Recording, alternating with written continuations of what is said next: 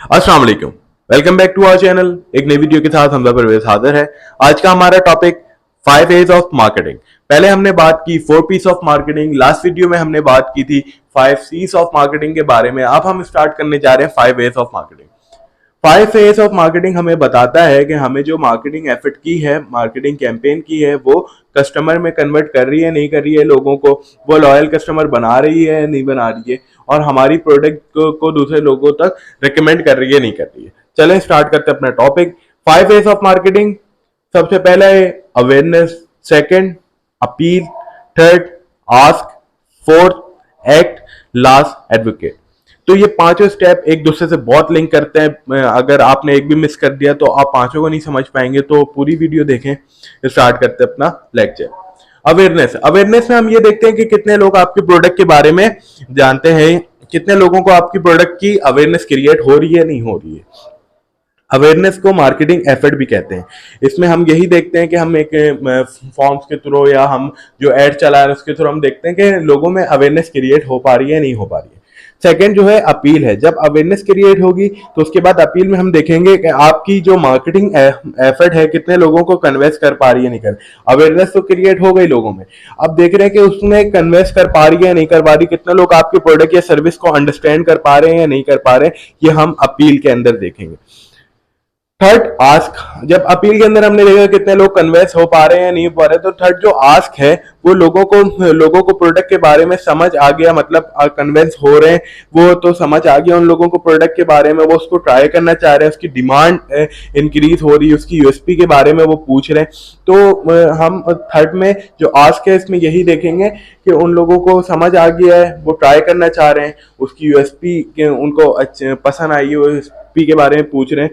तो फिर फोर्थ में एक्ट में आके हम लोग, एक्ट में क्या होता है कि परचेज करना प्रोडक्ट या सर्विस, कस्टमर अब परचेज कर, जो टारगेट मार्केट है वो परचेज करना चाह रही है प्रोडक्ट या सर्विस को, तो हम उसके लिहाज से फिर उसकी मैन्युफैक्चरिंग करवाएंगे और उसको फिर मार्केट करेंगे, ताकि जिन लोगों को पहले अवेयरनेस क्रिएट हुई, फिर उन लोगों ने अपील की, आस्क एक्ट में वो परचेज करना चाह रहे हैं, तो अब उनको, ताकि वो प्रोडक्ट को परचेज कर सके। एडवोकेट में क्या होता है कि एडवोकेट मींस लोगों को रेकमेंड कर रहे हैं या नहीं कर रहे हैं। जो लोग हमारी प्रोडक्ट परचेज कर रहे हैं हम ये देखेंगे एडवोकेट में, जिन लोगों ने हमारी प्रोडक्ट परचेज की है, तो वो लोग हमारी प्रोडक्ट को और लोगों में वो कर रहे हैं, मतलब रेकमेंड कर रहे हैं, उन लोगों को बता रहे हैं कि भाई ये प्रोडक्ट अच्छी है, इसको परचेज करो। ये हम देखेंगे, ये बहुत जरूरी, ये भी एक फीडबैक की तरह है, क्योंकि जब हम देखेंगे कि लोग उसको रेकमेंड कर रहे हैं तो इसका मतलब हाँ ये प्रोडक्ट अच्छी है, उनकी एक्सपेक्टेशन के ऊपर पूरी उतरी, उनको सेटिस्फाई किया उस प्रोडक्ट ने, तभी वो लोग आगे रेकमेंड कर रहे हैं। तो हमें ये चीज देखना बहुत जरूरी है। अगर इसकी एक एग्जांपल ले लें कि हमने मार्केटिंग कैंपेन चलाई, आप इस एग्जांपल के अंदर ये पांचों जो एस हैं ये आसानी से समझ जाएंगे। हमने एक मार्केटिंग कैंपेन चलाई प्रोडक्ट और सर्विस के लिए, ठीक है, हम उसको दिखाया 1000 लोगों को, ठीक है, 1000 लोगों को हमने दिखाया, 1000 लोगों में अवेयरनेस क्रिएट की उसके बारे में, ठीक है। उसमें से जो 700 लोगों ने उसकी अपील की, सही है, 700 लोगों ने उस प्रोडक्ट की अपील की। अपील के अंदर हमने क्या पढ़ा था कि अपील के अंदर कि कितने लोग कन्वेंस कर पा रहे हैं, मतलब वो प्रोडक्ट अपील की कन्वेंस हो रहे हैं, 700 लोग उससे कन्वेंस हो पा रहे हैं, ठीक है। 700 लोग जब उससे कन्वेंस हो गए तो फिर उसके बाद हमने ये देखा 400 जो लोग थे उसके बारे में आस्क किया, मतलब उसके बारे में उसको परचेज करना चाहा, ठीक है, और डिमांड क्रिएट हुई। फिर उसके बाद 400 लोग जब उसके बारे में आस्क किया तो फिर उसके बाद 200 लोग थे जिन्होंने बाय किया। एक्ट में उन लोगों ने 200 लोगों ने बाय किया, और उसमें से 100 लोग जो थे उन्होंने आगे रेकमेंड करवाई, आगे मतलब अपने और लोगों को बताया इस प्रोडक्ट के, मतलब 100 लोग थे वो सेटिस्फाई हुए।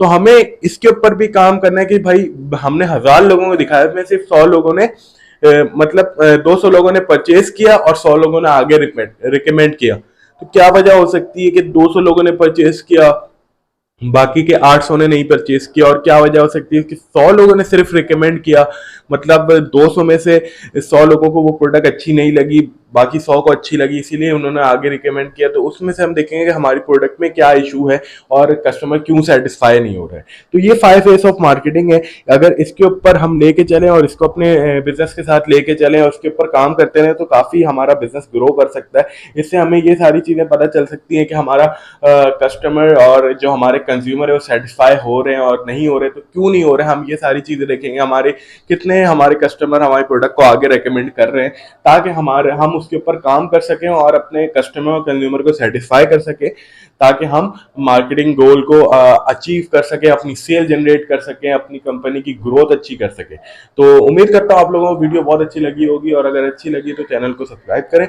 और आइंदा आने वीडियो के लिए हमें कमेंट सेक्शन में बताएं कि आपको कौन से टॉपिक के ऊपर वीडियो चाहिए।